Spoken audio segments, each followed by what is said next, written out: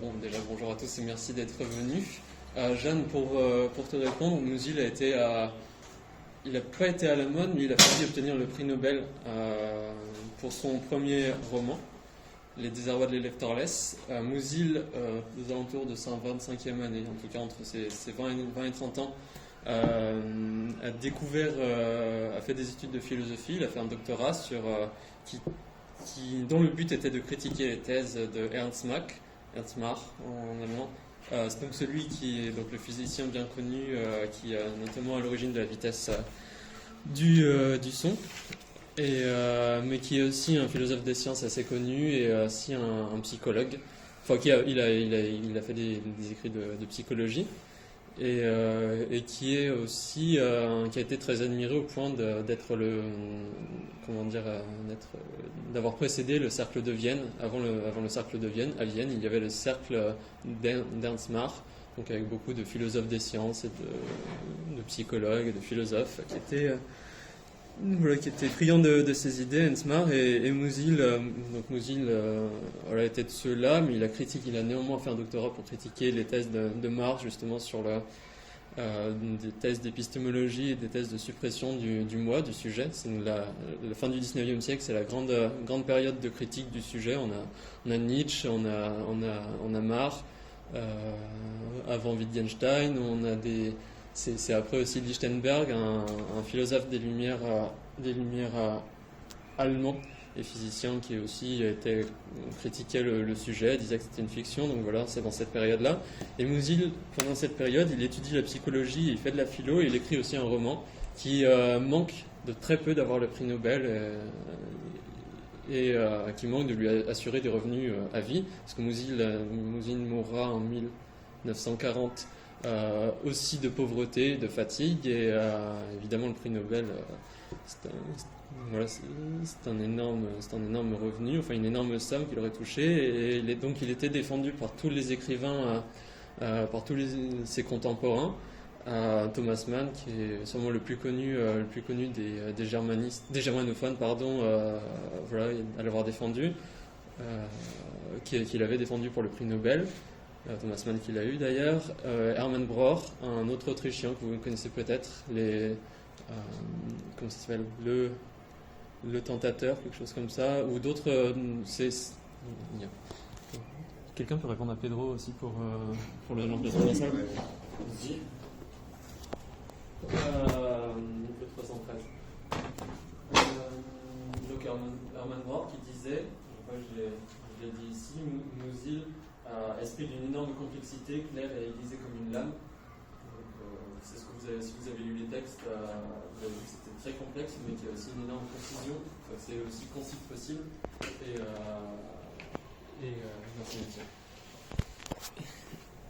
Et donc, il était vraiment admiré de ses contemporains, mais il avait aussi la réputation d'être très compliqué, comme Proust.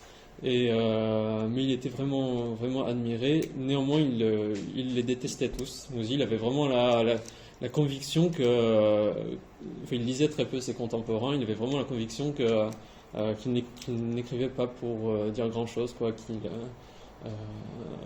qu'il fallait selon lui se charger un maximum de savoir pour transmettre au mieux l'expérience humaine. Et c'était ça le but de la littérature, et que selon lui ses contemporains n'avaient pas fait ce travail suffisant. Il chargeait l'écrivain d'apprendre la psychologie et d'autres choses. C'est dans la page 10, si jamais vous voulez numéroter les pages, c'est plus simple. Page 10, il disait aux écrivains de franchir ce pas. Pour ce faire, ils n'ont pas à apprendre une quelconque méthode, seulement à s'imposer des exigences. Et voilà, pour lui, les autres écrivains, ses contemporains, même ceux qu'il défendait, par exemple Thomas Mann, n'étaient pas assez exigeants, et voilà, pour lui, il n'avait même pas à écrire, Donc heureusement qu'il n'a pas été éditeur à Musil. Et donc non, il a été très peu à la mode, Il était très connu, quand il a publié Les Désarrois de l'Electorless, que l'on peut considérer en quelque sorte comme la naissance. On suit l'adolescence du jeune Torless à l'école, et on peut considérer ce livre comme la naissance de l'État qui préside à l'homme sans qualité, On voit tous les désarrois de l'élève Torless qui mènent justement à quelque chose qu'on pourrait appeler une indétermination, une indécision, à un homme sans qualité véritablement. Mais c'est très compliqué dit comme ça, donc on va plutôt aller dans le vif du sujet de maintenant. Simplement, je donne mon plan pour pas savoir. On finira, vu l'heure, on va finir vers 13h10 si jamais.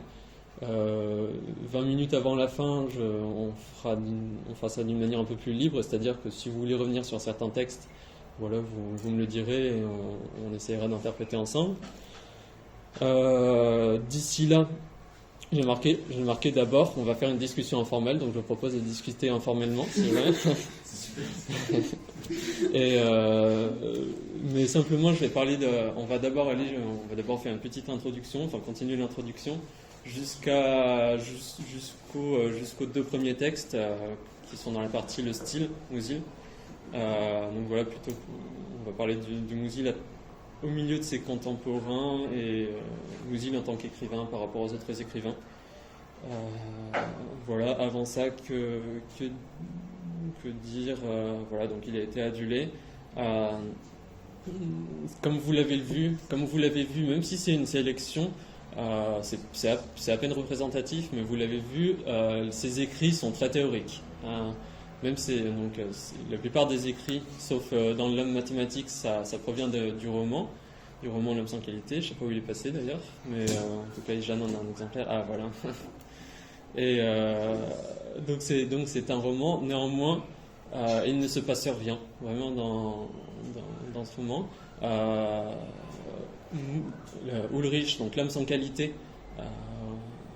Comment dire, l'histoire commence quand Ulrich, l'homme sans qualité, retourne à Vienne dans la ville de son enfance. Et Pedro ne nous trouve pas si quelqu'un donc Ulrich retourne à Vienne dans la ville de son enfance après avoir été exilé, après avoir été chassé d'Autriche par son père. Ulrich était tout sauf patriotique bienvenue Pedro. Excuse du retard. Va t'asseoir sans faire de bruit. Et ton retard est enregistré, Pedro. Donc Ulrich revient en Autriche après avoir été chassé d'Autriche par son père qui lui disait étant donné que tu n'es pas patriote, tu vas découvrir quand même que la patrie d'Autriche compte pour toi en allant dans les autres pays. Et donc le roman commence quand Ulrich revient à Vienne, il loue un petit château et voilà. Néanmoins, il est totalement désœuvré, il est très content de l'être. Son père lui fournit une occupation. Son occupation, c'est étant donné que le père d'Ulrich est un avocat célèbre, un professeur des universités, professeur de droit célèbre, il a son carnet d'adresses, il demande au comte Leinsdorf d'admettre Ulrich dans son entourage pour faire un jubilé à l'empereur, en honneur de l'empereur d'Autriche-Hongrie, tout simplement pour montrer aux Allemands, donc aux Prussiens, que aussi les Autrichiens savent faire quelque chose.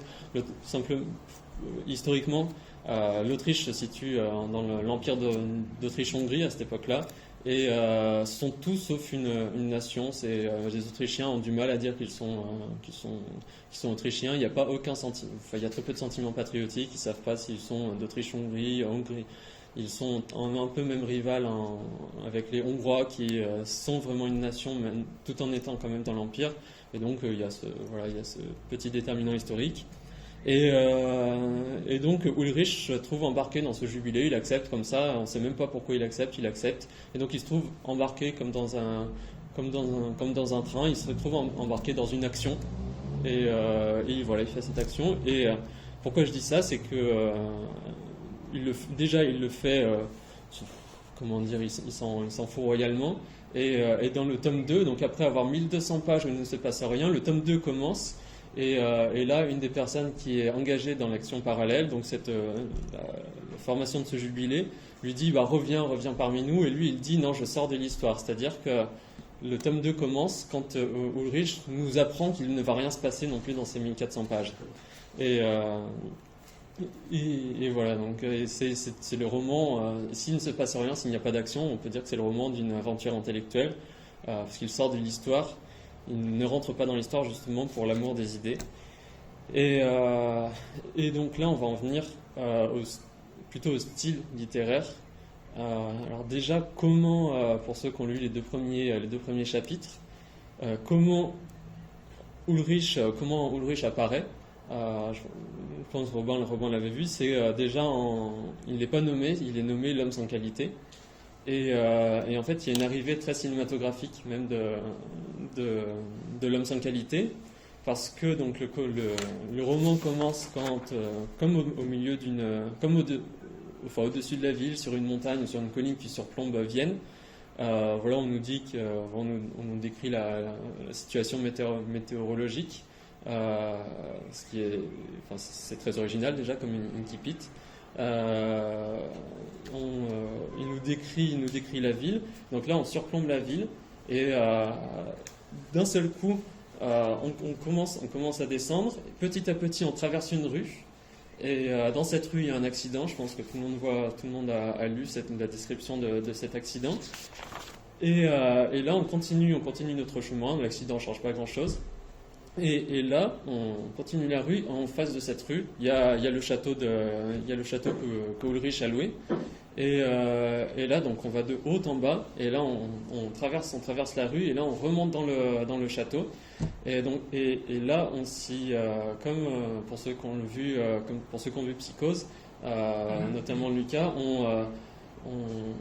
on rentre par la fenêtre, quoi. C'est pour ça que je dis que c'est une apparition très cinématographique d'Ulrich, parce qu'on peut imaginer une caméra qui est lancée depuis le haut d'une colline, qui traverse la rue et qui d'un seul coup retourne en hauteur dans le château. Et pourquoi je parle de hauteur, de bas, c'est qu'au début, on est à une échelle tout à fait statistique. Voilà, il nous décrit la ville. On n'est pas dans la rue, on surplombe la ville. Il nous décrit les effets, la masse, les cordons, etc. On est tout à fait en hauteur. Après, on arrive dans la rue et là, d'un seul coup, c'est le vacarme. Il se passe plein de choses. On est du point de vue de la rue des deux passagers qui assistent à cet accident. Et après avoir été vraiment dans la rue, on retourne en hauteur dans le château. Et on prend d'un seul coup le point de vue de Ulrich.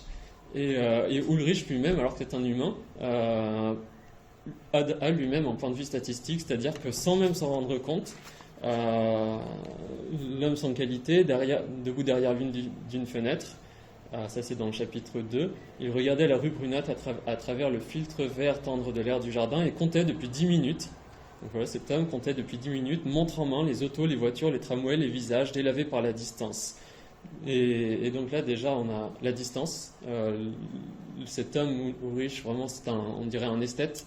Il s'est caché dans un château et la rue ne l'atteint pas. Il regarde tout avec distance et aussi à travers le filtre vert du jardin. Et donc il est totalement à l'abri de la rue. Et ça symbolise aussi une chose, c'est que cet homme est en quête d'individualisme. Enfin, il cherche à se défaire du vacarme de la rue. Il n'accepte, comment dire, dans un point de vue, c'est un certain ensemble de significations. Donc, pour les deux passagers qui ont vu cet accident,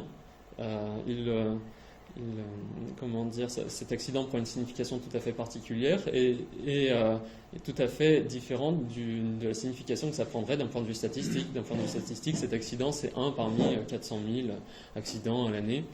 Et alors que là, même Ulrich, en tant qu'homme, il n'a pas du tout le point de vue personnel. Il est, d'un seul coup, lui-même un point de vue impersonnel, un point de vue des statistiques, un point de vue sur la hauteur. Et donc je pense que c'est ça qui notamment est très particulier à ce roman, c'est que c'est le roman c'est très paradoxal, c'est que déjà il ne se passe rien, Et même enfin, c'est un anti-héros vraiment au sens propre. Je crois que c'est Georg Lukács qui dit que le roman est apparu, vraiment avec son grand succès au XVIIIe, XIXe siècle, aussi parce que le roman, on compte les aventures d'un homme contre la société, et, et, et donc ça c'est le propre du héros, d'être différent de tous ses contemporains, au point déjà d'être suffisamment digne pour qu'on compte ses aventures, et d'être vraiment l'individu au sens propre, quoi. Il est différent de tout le monde, alors différent de la société, il est en conflit, alors que là, lui-même, en tout cas, ça semble à peine une personne, quoi. Son point de vue, il est tout à fait scientifique, statistique, et voilà, il ne se passe rien. Donc, on a déjà un énorme paradoxe. Et paradoxe qui est résolu, enfin, ce problème est résolu en disant que voilà, c'est le roman d'une aventure intellectuelle. Et ouais. Quand tu dis statistique, ça veut dire du coup juste logique et détaché, en fait, Oui, il s'intéresse au nombre. Qu'est-ce que vous avez pensé, vous, de la description de l'accident dans le premier chapitre? C'est très froid. Uh-huh. Enfin, je veux dire, il n'adopte pas du tout le point de vue d'un être humain, Ouais. au niveau de sensibilité, pas d'affect. Ouais, ça c'est sûr. Oui, vas-y. C'est pas par rapport à l'accident, mais dans l'anthologie que tu nous as fait lire, dans le premier texte, il me semble, ça finit par c'était un beau jour d'août. Autrement. Ouais. Et avant, en fait, on voit tout ce qui est description presque scientifique de qu'est-ce qui est un beau jour, donc c'est vraiment très formel. C'est deux points de vue différents. Dans la rue, quand on décrit la météo, on ne dit pas que les isothermes et les isotères faisaient leur travail et que la Lune était dans telle phase, etc. Donc là, on a d'abord une certaine signification, qui n'est pas du point de vue, qui n'est pas quotidienne, et ce autrement dit, c'est le autrement dit de la dernière phrase, du dernier paragraphe. Autrement dit, si on ne craint pas de recourir à une formule démodée, c'était une belle journée d'août 1913, c'est la signification que l'on donne habituellement. Ouais. Mais l'accident, on voit les cas. Est-ce que ce point de vue du coup, ultra précis, descriptif, etc., c'est ça qui permet à Emmerich de se rapprocher de l'exactitude? Parce qu'il détaille tout, par exemple les isothermes, les isotomes, tout ça. On peut considérer que c'est parfaitement exact. C'est ce qu'il recherche, ou c'est quoi ça? Là, c'est pas son point de vue. Là, c'est ce début. Enfin, il faudra sûrement. Par rapport à l'accident, pour le coup. Ouais. J'avoue que j'ai survolé, donc je ne vais pas rentrer dans le détail, mais genre, c'est vrai que c'est descriptif au possible. Ouais. Alors, le premier paragraphe, on y reviendra plus tard. Mais l'accident, il y a une chose à dire. Enfin, comme Loris l'a dit, c'est froid. Moi, je dirais que c'est ironique même. Là, il y a une phrase qui est très marquante. Donc l'accident, les deux passages, les deux badauds en quelque sorte, ils assistent à cet accident. Et là, au début, ils sont totalement hébétés. Ils attendent que quelqu'un prenne la responsabilité. Heureusement, il y a une ambulance qui arrive. Donc là, on a l'impression que tout était réglé finalement. Et à la fin, le mec, une fois que il a pu prendre la responsabilité, étant donné que l'ambulance l'a prise, le mec il dit d'après les statistiques américaines, il y aurait là-bas annuellement 190 000 personnes tuées et 450 000 blessés dans des accidents de circulation. Mais la femme, elle continue à être un tout petit peu choquée. Et qu'est-ce que dit le narrateur? Il dit la compagne persistait dans le sentiment injustifié d'avoir vécu un événement exceptionnel. Voilà. Donc là, elle est toujours choquée par l'accident, et lui, il dit, mais voilà, elle persiste dans ce sentiment injustifié. Donc déjà, là, il y a un jugement. Ouais, Romain. D'une manière aussi, dans son ironie, quand il décrit les personnes qui viennent s'occuper du blessé, et qui dit ces gens s'agenouillent à côté de lui, en faire quelque chose, en ouvrant son veston, on le referme et on le referme. Et le referme. Ouais. C'est-à-dire qu'ils ne savent absolument pas quoi faire. Ouais. Et Et bon, il y a une certaine théorie de l'événement chez Mozil, on va l'aborder après. Là, on va sauter un tout petit peu, on va aller un tout petit peu plus loin pour aller dans le chapitre sûrement le plus connu, sur le sens du possible. Le chapitre, si vous avez les pages, alors c'est le sens du possible, c'est le chapitre 4 du livre. Tac. Après, tout d'abord, on va commencer par le. Alors, il y a le chapitre, il y a la partie impuissant individualisme. Si quelqu'un a besoin de texte, n'hésitez pas. Hein. Il y a la liseuse.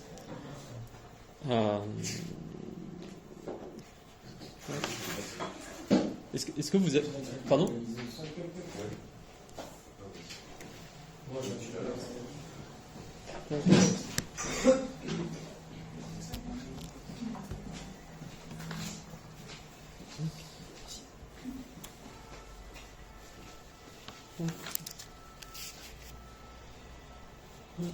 Donc, je vous propose de commencer par le chapitre 84, où l'on prétend que la vie ordinaire est elle-même d'ordre utopique.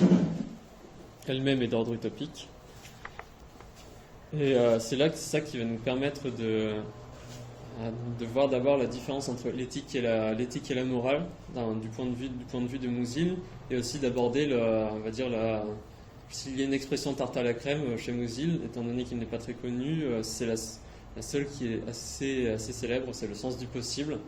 Et ça va aussi nous permettre de voir, en tout cas si j'arrive à le montrer, que les concepts se connectent très bien chez Mozil,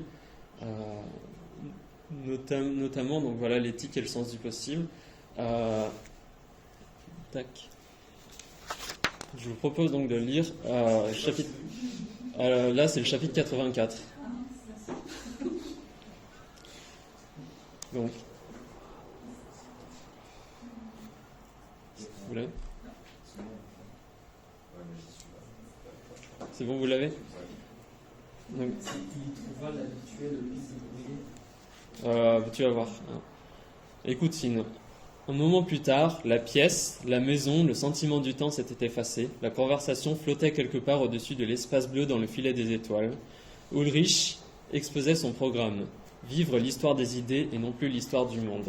La différence, fit-il remarquer au préalable, serait moins dans l'événement que dans la signification qu'on lui donnerait, l'intention qu'on y attacherait et le système où on l'inclurait. Le système actuellement en usage, et là c'est le passage sur lequel on va plus s'attarder, le système actuellement en usage, celui de la réalité, ressemblait à une mauvaise pièce de théâtre. Ce n'était pas par hasard qu'on parlait du théâtre du monde, car on retrouve toujours dans la vie les mêmes rôles, les mêmes fables et les mêmes péripéties. On aime parce que l'amour existe, et selon les formes de l'amour existant. On est fier comme un Indien, un Espagnol, une Vierge ou un lion, et même l'on assassine 90 fois sur 100 parce que l'assassinat passe pour tragique et grandiose. Je saute un tout petit peu. Ainsi comprise, l'histoire naît de la routine des idées, de ce qu'il y a de plus indifférent en elle. Quant à la réalité, elle naît principalement de ce que l'on ne fait rien pour les idées. Je saute encore un tout petit peu. Non, d'ailleurs, je ne saute pas. Toutes ces considérations, affirma Ulrich, pouvaient se résumer ainsi. Nous nous soucions trop peu de ce qui arrive et beaucoup trop de savoir quand, où et à qui c'est arrivé, de telle sorte que nous donnons de l'importance non pas à l'esprit des événements, mais à leurs fables, non pas à l'accession à une nouvelle vie, mais à la répartition de l'ancienne. La conclusion était qu'il fallait faire juste le contraire, c'est-à-dire d'abord renoncer à son avidité personnelle pour les événements. Il fallait non pas les ramener à soi, mais les diriger vers l'extérieur et vers le haut. Et la dernière phrase du paragraphe, c'était là, selon lui, une attitude absolument ouverte qui favorise l'expérimentation et l'invention morale en grand. Ce chapitre, il est très important et on va le compléter avec le sens du possible, mais parce que Mozil, il écrit dans une période de transition qui est née après les Lumières, en réaction aux Lumières, c'est-à-dire où on s'oppose à la technique, on s'oppose à la rationalité qui a envahi la société et comment dire, Mozil ne nie pas ces faits, mais il ne s'y oppose pas. Et pour lui, on est dans une époque de transition, le monde change, mais l'homme pas suffisamment pour apprécier, pour comprendre le monde dans lequel il se trouve. Est-ce que j'arrive à retrouver suffisamment vite? Oui, voilà, ici.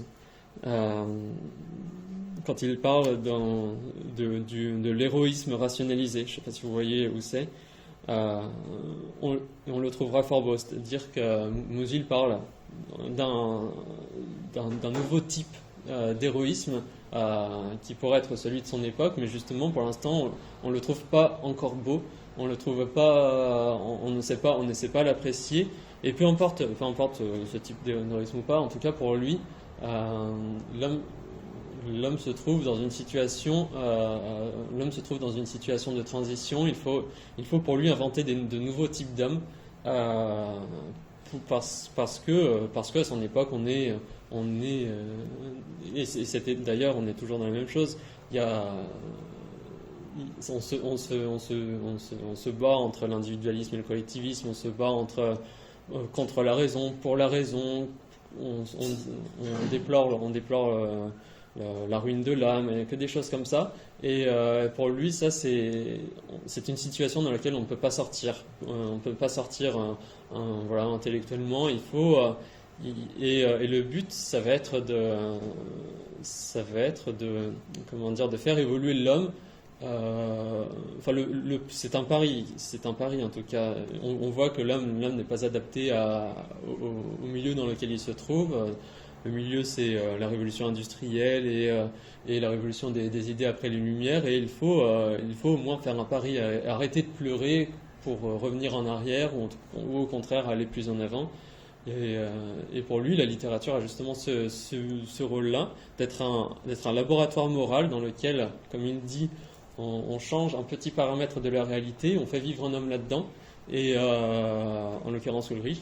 Et on voit ce que ça peut devenir. Donc la littérature a le but désormais pour Musil d'inventer un nouveau type d'homme. Et voilà, pour lui, c'est ça la légitimité en tout cas de ses écrits, c'est de montrer un nouveau type d'homme et voir s'il y arrive. Et donc c'est une littérature utopique, évidemment, comme on peut le comprendre. Et peut-être pour ça, Jeanne, que tu disais que Ulrich n'existe pas en quelque sorte, qu'il n'est pas possible. Et c'est ça qui permet de comprendre aussi la distinction entre le sens du possible et le sens du réel. Le père d'Ulrich, donc, est professeur en droit, c'est un grand arriviste, un arriviste de grand talent et un professeur aussi de grand talent. Néanmoins, il a su, pour lui, les choses sont ainsi, et il faut, pour son père, les choses sont ainsi, il faut se débrouiller du mieux possible avec le système en usage pour être au sommet de la hiérarchie, en quelque sorte. Et pour le père d'Ulrich, que le comte Leinsdorf soit comte, c'est quelque chose de tout à fait respectable, etc. Alors que Musil, le sens du possible, c'est pour Musil de ne pas donner à la réalité plus d'importance qu'au possible. Et donc de se dire, ah ouais, les choses pourraient être toujours autrement. Et donc on pourrait toujours en inventer. Et là, en l'occurrence,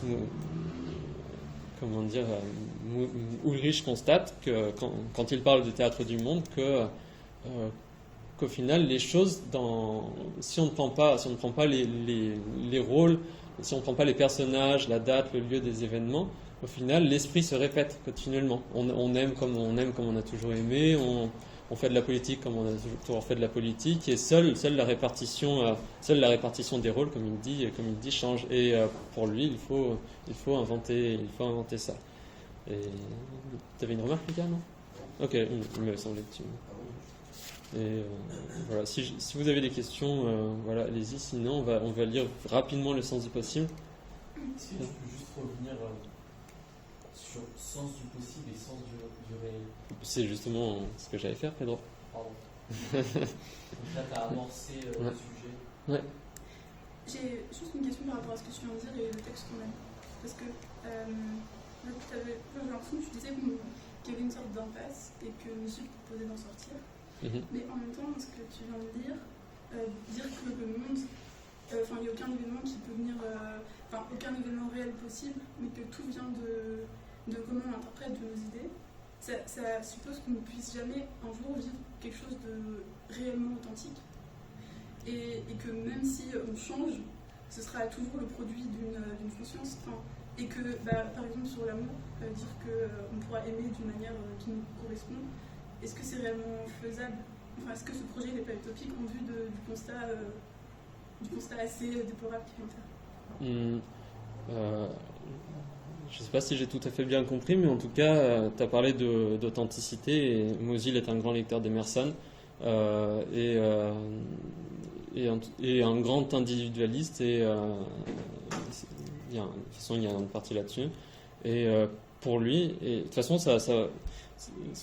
mes propos, ils vont faire encore qu'amorcer la partie, le chapitre qu'on va lire là sur le sens du possible. Pour lui, il y a bien même si l'authenticité n'est pas possible, il y a quand même d'autres choses possibles en fait. D'accord. Oui, parce que tu voulais juste dire en fait qu'il était possible de ne pas aimer comme tout le monde, de ne pas choisir en fonction de codes des réseaux sociaux. Et donc qu'il y a un dépassement possible de cette sorte de domination de l'idée sur les faits. Et donc j'ai hâte de savoir ce que c'est. Et justement, Mozil prône l'amour des idées, ouais, il dit que si rien ne change, c'est justement parce qu'on ne fait rien pour les idées, parce qu'on se contente d'arriver, ou en l'occurrence quand on parle de son père. Plutôt que d'attendre patiemment que quelque chose va venir en pensant que ça vient comme un événement, c'est-à-dire que c'est réellement nouveau, il faudrait plutôt agir dans le cadre de la pensée, et c'est par là que le nouveau arrive réellement, mais c'est un nouveau. Vraiment, on va lire ça sera beaucoup plus... ça va aider la discussion, je pense, après. On va lire le chapitre 4, le premier paragraphe du chapitre 4 entièrement. Donc le titre, c'est « S'il y a un sens du réel, il doit aussi y avoir un sens du possible ». Quand on veut enfoncer les portes ouvertes avec succès, il ne faut pas oublier qu'elles ont un solide chambranle. Ce principe, d'après lequel le vieux professeur, donc son père, avait toujours vécu, n'est pas autre chose qu'une exigence du sens du réel. Mais s'il y a un sens du réel, et personne ne doutera qu'il ait son droit à l'existence, il doit bien y avoir quelque chose que l'on pourrait appeler le sens du possible. L'homme qui en est doué, par exemple, ne dira pas « ici c'est produite, doit se produire telle ou telle chose », mais il imaginera « ici pourrait, devrait se produire telle ou telle chose ». Et quand on lui dit qu'une chose qu'elle est comme elle est, il pense qu'elle pourrait aussi bien être autre. Ainsi pourrait-on définir simplement le sens du possible comme la faculté de penser tout ce qui pourrait être aussi bien, et de ne pas accorder plus d'importance à ce qui est qu'à ce qui n'est pas. On voit que les conséquences de cette disposition créatrice peuvent être remarquables. Malheureusement, il n'est pas rare qu'elles fassent apparaître faux ce que les hommes admirent, et licitent ce qu'ils interdisent, ou indifférents l'un à l'autre. Ces hommes du possible vivent, comme on dit ici, dans une trame plus fine, trame de fumée, d'imagination, de rêveries et de subjonctifs.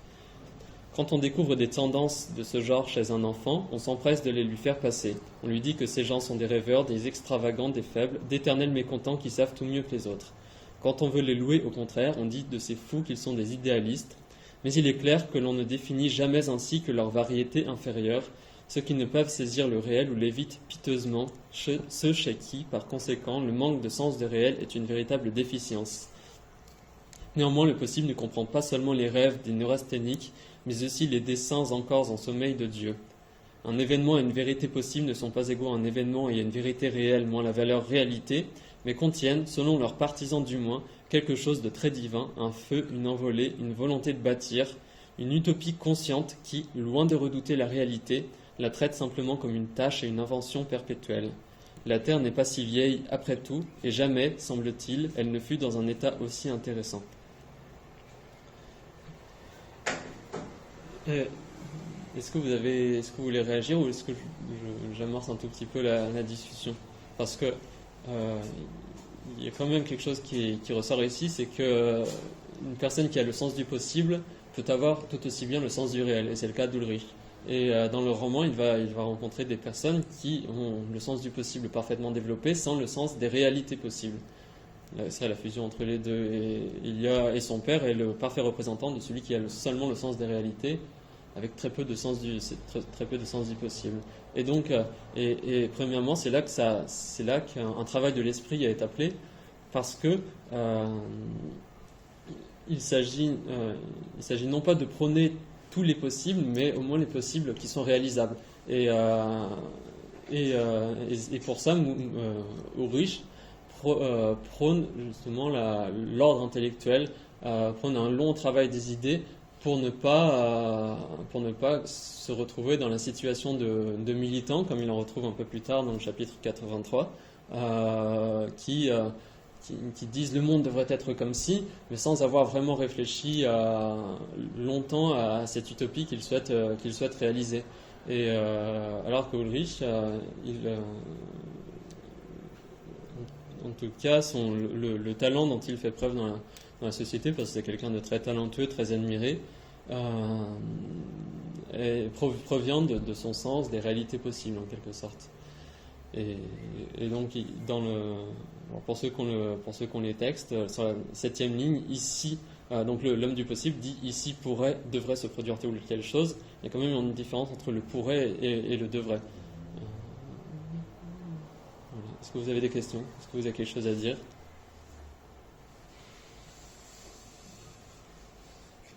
Il y a quand même une phrase qui est magnifique pour moi, enfin un morceau de phrase, l'expression « les desseins encore en sommeil de Dieu ». Et là, ça rejoint ce qu'on disait avant sur le nouveau type d'homme pour Musil. Il y a eu un grand changement qui a été fait, notamment dans les sciences. Pour lui, si l'homme est un aventurier intellectuel dans le domaine des sciences, l'homme ne l'est pas du tout dans le domaine moral.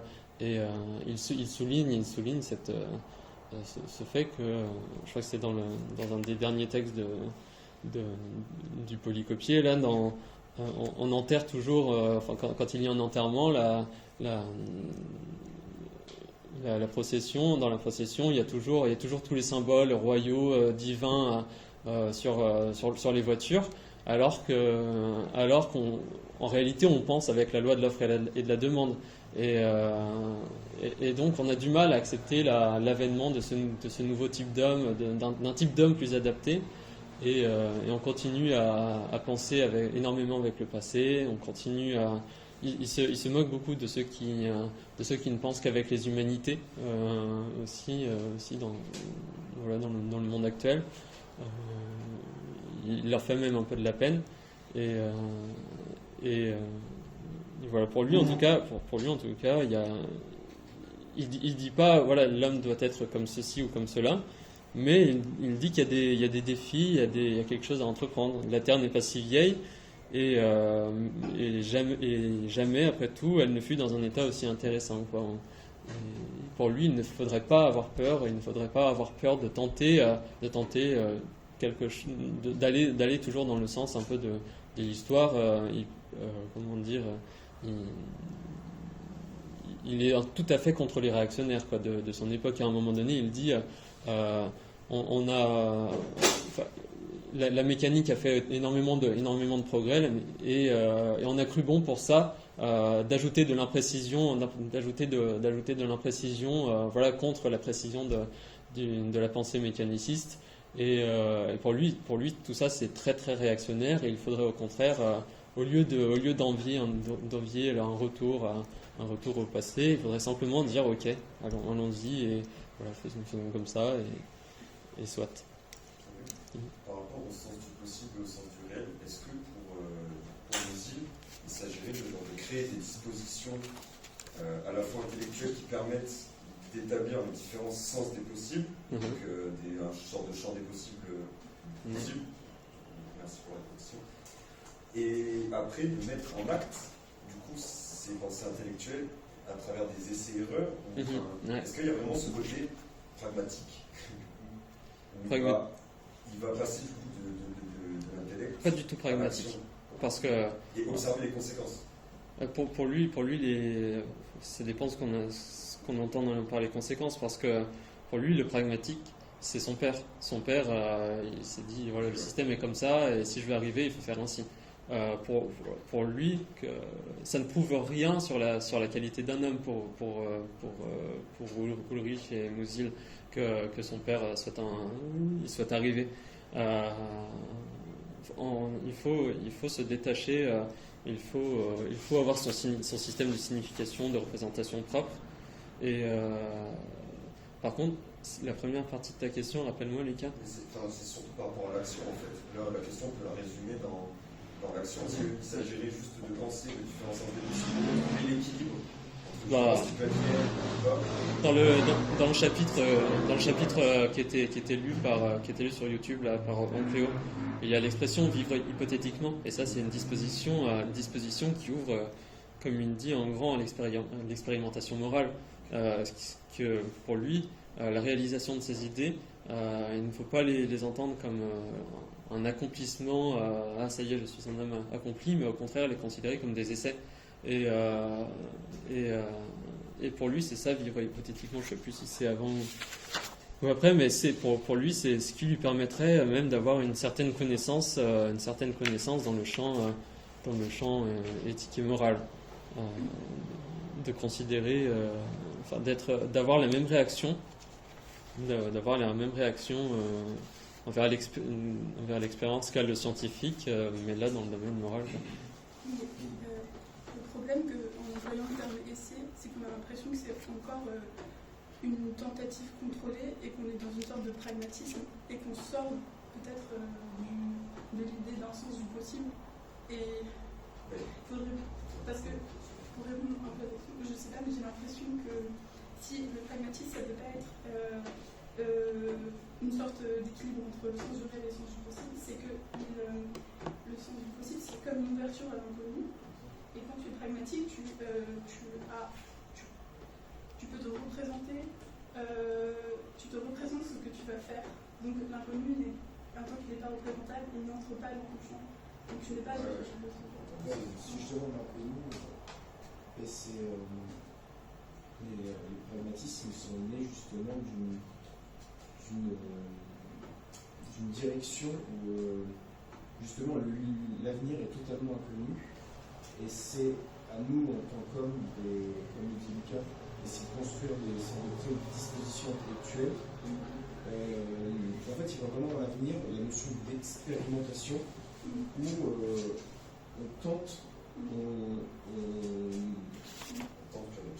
on tente des choses justement pour tendre plus vers un futur que stagner sur une sorte de présent un peu inerte, et c'est justement en fait ce lancement à l'inconnu. Et il y a une phrase dans le chapitre suivant où il dit qu'il y a plus d'avenir dans l'instable que dans le stable. Moi, ça me fait penser justement à un peu cette pensée pragmatiste qui tente de plus chercher un fondement de l'action dans ce qui est inconnu que ce qui est connu. C'est en fait le connu, il vient après C'est l'histoire de la dernière fois, on avait des Est-ce qu'on pourrait représenter l'action, agir. Je pense que ça doit être. Est-ce qu'on peut substituer le terme expérimentation à aventure? Tout à fait. Allez, ça parce que dans aventure, ça serait aussi se lancer dans l'inconnu total, mais sans plan. Continue, Robin, le temps que je trouve ma citation. Vas-y, parle.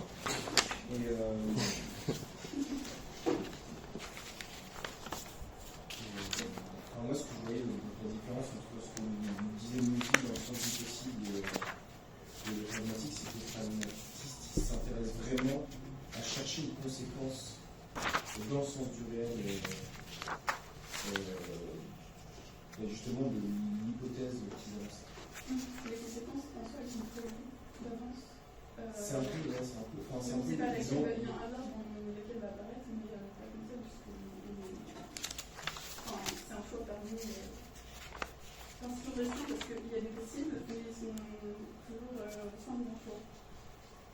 C'est un impossible parmi plusieurs possibles. Donc il y a une part d'incertitude, mais elle est quand même pas étendue à l'infini, parce que j'arrive avec un plan d'hypothèse. C'est ça, mais en fait, c'est justement tester ce plan d'hypothèse. C'est en fait l'inconnu, il est dans le. Je sais pas si ça va marcher ou pas. Bon, si ça a marché, bah, c'était bon, enfin, c'était la bonne chose. Et si ça marche pas, bah, tant pis, on va essayer autre chose. En fait, l'inconnu, il est dans est-ce qu'on arrivera à trouver ce qui marche ou ce qui marche pas. Ma critique, ce serait que le champ des possibles est un peu bafoué en tant qu'il est limité.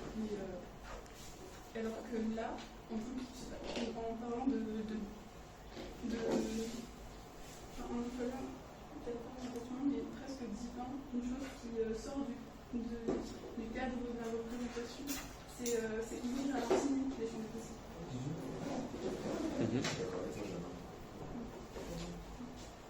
Ça peut être une bonne critique alternative justement, parce que j'avoue que ce côté-là, je ne le connais pas du tout. Oui, merci beaucoup. Et la prochaine. Tu me rediras, Jeanne, le livre pour la prochaine? Oui, c'est le même ce. C'est toujours le même pour la prochaine fois, c'est ça? Oui, j'essaierai de parler de ce dont on n'a pas parlé, et de monopoliser la parole. Et, en tout cas, ce qui permet la nouveauté aussi, ça se comprend à travers la différence que Musil fait entre la morale et l'éthique. On va d'abord les définir. Pour Musil, la morale, c'est un système rationalisé et stabilisé des forces éthiques conflictuelles. À cette époque-là, à l'époque où Musil écrit, il y a plein de manières différentes de voir la morale. En tout cas, Musil voit que pour lui, la morale, donc c'est un système de normes en tout cas, et que ce système de normes est tout à fait nécessaire à la vie, à une vie bien ordonnée. Mais c'est un système qui vient par équilibre des forces. Et qu'est-ce qui fait que cet équilibre des forces reste toujours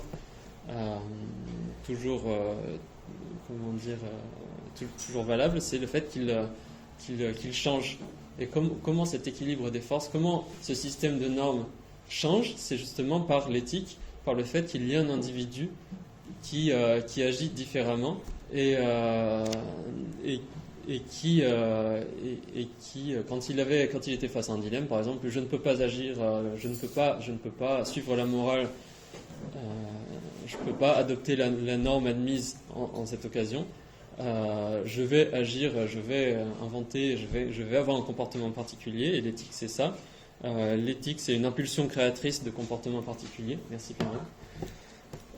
Ce qui permet au système d'évoluer à chaque fois. Et donc là on a déjà un système qui tourne, une certaine théorie du système. En ce que à chaque fois il y a une tendance à l'uniformisation des comportements, mais à chaque fois un élément extérieur qui vient et qui permet au comportement d'évoluer et au système de continuer à tourner. Et là ça se déjà ça se connecte à l'individualisme de Musil, et deux, ça se connecte aussi au sens du possible, parce que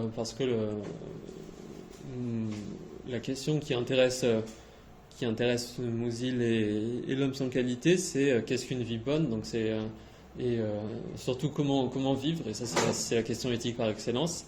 Et cette question, elle se pose, comment vivre justement quand on ne se retrouve pas dans la norme. Tant qu'on est dans la norme, il n'y a pas à se poser la question, et parfois on peut se retrouver en conflit, et on peut se retrouver dans une situation justement éthique. Musil dit qu'il n'y en a pas beaucoup des situations éthiques. Une des situations éthiques, c'est notamment l'amour, où on est en plein. Ça fait naître de nombreux dilemmes, et on sait rarement comment agir dans ces situations-là. Et même s'il y a quelqu'un de tout à fait raisonnable qui nous dit agis comme ça, c'est pas parce que son propos est raisonnable que l'on va le suivre. Parfois on n'y arrive même pas, et parfois c'est pas une raison suffisante pour le suivre. Et donc il faut, à chaque fois, il y a cette création de nouveautés, et voilà, Musil voit la littérature comme ça, comme un laboratoire, où on invente des nouvelles manières d'être un homme, des nouvelles manières de réagir à son environnement, des nouvelles manières d'agir, de penser, et ce qui permet justement après au système de forces éthiques d'évoluer et donc voilà, de permettre un nouveau type d'homme. Et peut-être on reviendra un tout petit peu là-dessus la prochaine fois, parce que la différence entre morale et éthique, c'est une différence assez technique chez Musil, et ce serait bien d'avoir des citations. Mais en attendant, est-ce qu'il y a des passages sur lesquels vous souhaitez revenir en particulier? Pardon, en fait, je donne une place dans cette salle-là. D'accord. Maintenant, c'est dans mon planning. Ok. Ouais, ça marche. Pardon. Non, c'est pas grave. Il y a une autre salle à côté. Je sais pas. Bon, on va Fini continuer. un tour. Ouais, de toute façon, on avait fini.